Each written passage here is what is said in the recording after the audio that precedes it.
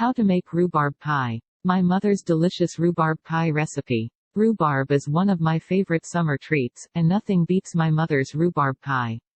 That's why I learned how to make it. Rhubarb pie can be made with fresh or frozen rhubarb, though it is commonly viewed as summer food, due to the short growing season.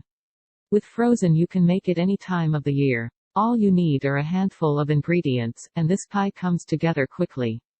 Rhubarb pie is a perfect balance of sweet and tart between two pie crusts, and the filling has only 7 ingredients.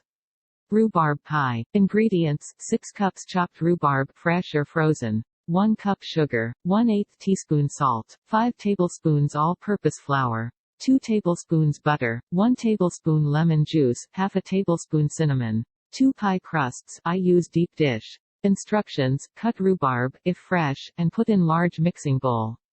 In another bowl combine the other ingredients, and then spread on top of rhubarb.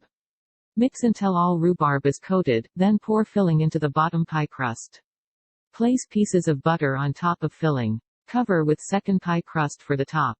With a fork crimp the edges of the pie crust, sealing the two crusts together, then cut slits in the pie dough.